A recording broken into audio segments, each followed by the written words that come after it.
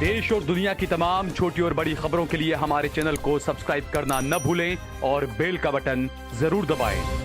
सब जिस तरीके से गुजरात टुडे ने आज एक खास कार्यक्रम का आयोजन किया था, वक्फ को लेकर जो मामले चल रहे हैं, जो कानून मोदी सरकार लेकर आई, अब तो मोदी सरकार नहीं रही, बैसाखी वाली सरकार, तो जो कानून लेकर आई जेपीसी को भेजा गया, इस मामले को लेकर अपनी अपनी राय देने के लिए यहाँ पर आज बुलाया गया था। आपने भी यहाँ पर मौजूद रहे, आपने अपनी बात रखी, आपने क्या कहेंगे आप इस कार्यक्रम में? सबसे पहले तो मैं गुजरात टुडे और निज़ाम औकाफ के जानिब से आज रखे गए इस प्रोग्राम में शहर के और पूरे गुजरात के जो जिम्मेवार लोग आज आए थे और सब लोगों ने अपनी अपनी बात रखी है। एनडीए सरकार ने जिस तरह से 2024 का ये वक़्फ़ एक्ट बिल जो लाए हैं उसके खिलाफ हम लोगों ने पहले से जब ये बिल आया उस वक्त से हमने इसका विरोध किया है कि ये बिल जिस तरह से मुस्लिमों के हक को दबाने का और उनके हक, उनकी जो मिल्कत को छीनने की इसके अंदर साजिश हो रही है।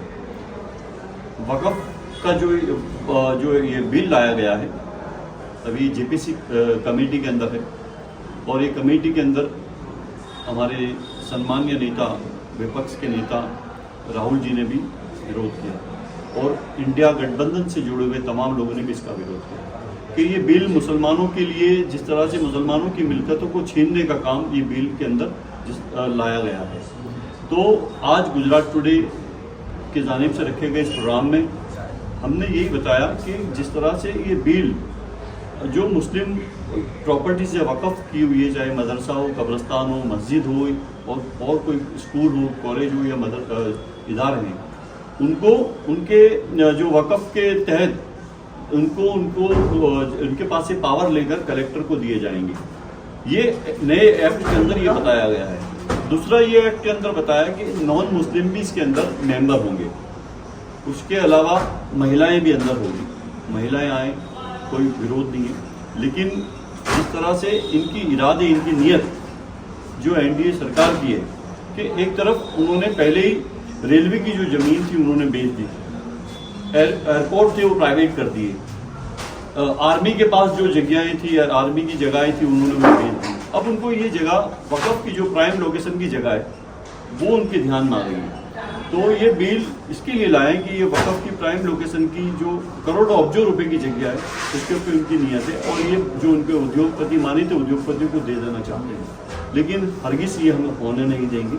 मुस्लिम समाज के लोगों को हम जागरूक करना चाहते हैं कि भाई आप गुजरात के अंदर और पूरे हिंदुस्तान के अंदर जहाँ जहाँ वक़्फ़ की प्रॉपर्टीज़ है उसके ऊपर जिस तरह से जो संस्था जुड़ी हुई है उसको एक्टिव होकर उसके डॉक्यूमेंट, उसके पुरावे, उसको जो कुछ भी है उसको दुरुस्त करने चाहिए और जहाँ हमारे जो डॉक्यूमेंट्स है जो वक़्फ़ के अंदर नोंदा ही नहीं है और वो प्रॉपर्टी है उसको वक़्फ़ के अंदर नोंदा देनी चाहिए, ताकि ये जिस तरह से सरकार की जो नीयत है उसको हम डट के मुकाबला कर सकें। दूसरा, जिस तरीके से गुजरात सरकार में वक्फ ट्रिब्यूनल के मेंबर को लेकर जो मामला हुआ, हाईकोर्ट पहुंचा, अचानक ही सरकार ने, चूंकि ट्रिब्यूनल के अंदर ये रहता है कि 3 मेंबर हुआ करते हैं, 3 सदस्य ट्रिब्यूनल के, उसमें एक सदस्य वो होना चाहिए जो इस्लामी मामलों का जानकार हो। गुजरात सरकार ने उस पोस्ट को ही खत्म करने का ऐलान कर दिया। बिल्कुल, मैं वक़्फ़ बोर्ड का मेंबर भी हूँ गुजरात के अंदर और जब ये बिल 2024 वक़्फ़ बोर्ड का जब आया उस वक्त समझो यहाँ पर ट्रिब्यूनल के जो जज जिनको जवाबदारी सौंपी थी अनवर शेख साहब को, उनको तात्कालिक हटा दिया गया। सरकार को मैंने पूछा क्यों हटा दिया गया, तो सरकार के पास उसका कोई जवाब नहीं था, वो गोल गोल जवाब दे रही थी। लेकिन सरकार ने फिर ये बताया कि भाई ये जो नया बिल आया उसके अंदर ये पोस्ट हम हटा देना चाहते हैं, लेकिन सच में ये पोस्ट तो अभी इसका अमल हुआ नहीं है। ये बिल तो जो कमेटी के अंदर चर्चा में गया है, लेकिन गुजरात सरकार ने ये तात्कालिक जो ये थे ये वो वहाँ का पोस्ट हटा दी और जिस तरह से अभी वक़्फ़ के अंदर ये पोस्ट खाली है गुजरात के अंदर, तो इसी तरह जो सीओ की जगह जो है वो भी यहाँ पर खाली है, तो वो भी भरी नहीं है सरकार ने। तात्कालिक मैंने बोला कि पहले ये सब ये जगह भरो, ताकि जो वक़्फ़ के इश्यू है गुजरात के अंदर मैं 2.5 साल से वक़्फ़ बोर्ड नहीं होने के कारण बहुत से लोगों की पेंडिंग फरियादें वो सॉल्व हो नहीं रही है। तो अभी जब वक़्फ़ बोर्ड बन गया है तो उसके अंदर ये जगहें खाली है, तो उसको तात्कालिक पहले सरकार को भर देनी चाहिए। मैंने विधानसभा के सत्र के अंदर 3 दिन का सत्र था, उसमें भी मैंने ये बात रखी कि तात्कालिक ये जो भरो तो हम जो दूसरी हमारी जो फरियादें, जो लोगों की फरियादें उसको हम सॉल्व कर सके। लेकिन सरकार अभी मैं समझता हूँ कोई ऐसा करना चाहती नहीं है। अभी जब मीटिंग होगी तो मैं चौकस इसके अंदर मुख्यमंत्री भूपेंद्र भाई पटेल का भी मैं ध्यान देने वाला हूँ कि भाई ये वक़्फ़ के अंदर आपको तात्कालिक इसकी जो भी जगहें हैं उसको भर देनी चाहिए। अच्छा, एक सवाल थोड़ा इस मामले से हटकर है इमरान भाई, गुजरात सरकार की तरफ से देश भर में हर जगह जो है वो मतदार यादी के अंदर आपका नाम डलवाना हो या चेंजेस करवाने हो, उसको लेकर एक मुहिम चल रही है। तो मुसलमानों में इसको लेकर काफी बेदारी नहीं है, काफी मायूसी जो है मुसलमानों में हमेशा रहती है। तो मुस्लिम लोगों को, खासकर युवाओं को जो 18 साल के वोटर अब होंगे, उनका नाम जो है वो लिस्ट में डलवाना, उसको लेकर क्या आप मैसेज देना चाहते हैं? चौकस आपकी बहुत ही ये बात हम हर प्रोग्राम में जाते हैं, वहाँ ये बोलते रहते हैं कि भाई जब मतदार यादी सुधारना कार्यक्रम सरकार करती है उस वक्त मुस्लिम समाज के लोग बिल्कुल ध्यान देते नहीं हैं। जब इलेक्शन होता है उस वक्त हमारे पास जब वोट डालने के लिए स्लिप नहीं आती, जब हमारे पास आते कि हमारा वोट के अंदर, हमारा वोटर लिस्ट के अंदर हमारा नाम नहीं है, जब ये मुहिम चलती होती है उस वक्त हम लोगों को कहते हैं कि भाई आप जाइए, आपके डॉक्यूमेंट्स लेके जाइए कलेक्टर ऑफिस के अंदर। उसके अलावा अब तो हर स्कूल के अंदर जहां आप वोट डालने जाते हैं अपने परिवार के लोग, वो स्कूल के अंदर लोग बैठते हैं, पूरे जो महीने का कार्यक्रम होता है वो महीने के कार्यक्रम के अंदर जो BLO आके बैठते हैं और अपना नाम कमी, आपका नाम उमेरना है या कमी करना है तो आप करवा सकते हैं, आपको एड्रेस चेंज करवाना है तो आप करवा सकते हैं। नए नाम के लिए जो 18 साल के लड़के हो गए, लड़की है, उनका नाम भी आप ऐड करवा सकते हैं। लेकिन हमारे में अभी आज भी ये बेदारी है।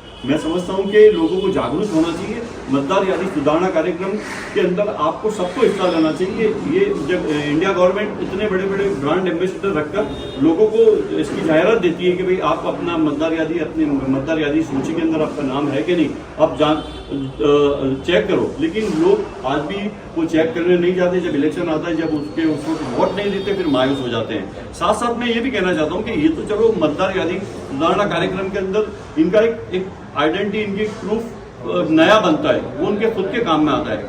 लेकिन आज बड़े दुख के साथ कहना पड़ता है कि आयुष्मान कार्ड जैसी योजना है, आज तमाम लोगों के पास उसके कार्ड है, लेकिन मुस्लिम समाज के पास जब कोई इमरजेंसी, कोई बीमारी आती है उस वक्त फिर दौड़ते हैं कि यार मेरे अम्मी बीमार है, मेरे फादर बीमार है, मेरा भाई बीमार है। उस वक्त उसके पास डॉक्यूमेंट देखो तो उसके जो अटक होती है वो अलग होती है, रेशन कार्ड में नाम अलग होता है, उसके इलेक्शन कार्ड के अंदर नाम अलग होता है। उस वक्त बहुत परेशानी होती है। उस वक्त लोगों को कहते हैं कि भाई आपके खुद के डॉक्यूमेंट से आपको उसको क्लियर कर लेना चाहिए, उसको सुधारना है तो सुधारा करना चाहिए।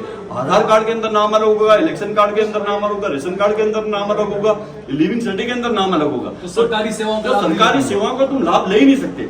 कम से कम तुम्हारी ये सब चीजें, तुम्हारे खुद के डॉक्यूमेंट तुमको सुधारने पड़ेंगे, उसको दुरुस्त करने पड़ेंगे, तो आप सरकार की जो योजनाओं का आप लाभ ले सकेंगे। लेकिन आज भी जहां जहां प्रोग्राम होते हैं हम लोग खुद कैंप रखते हैं। हर महीने में एक कैंप रखता हूँ विस्तार के अंदर, पूरे मेरे विधानसभा क्षेत्र के अंदर, कि भाई ये कैंप इसके लिए रखते हैं कि आपके डॉक्यूमेंट्स आप सुधार सको। लेकिन लोग आज जो जागरूक है वो लोग आते हैं, ऐसी बात भी नहीं है। नए लोग हैं, नई जनरेशन के लोग हैं, वो आते हैं, लेकिन जिनको और लोगों को ज्यादा इसमें हिस्सा लेना चाहिए वो आज भी नहीं लेते। तो मुझे दुख के साथ कहना पड़ता है कि तमाम लोग जागरूक हो, कम से कम अपने डॉक्यूमेंट से उसके डॉक्यूमेंट्स को आप दुरुस्त करें और जो सरकार की योजना है उसका आप पूरी तरह से लाभ ले सकें। ठीक है, बहुत बहुत शुक्रिया।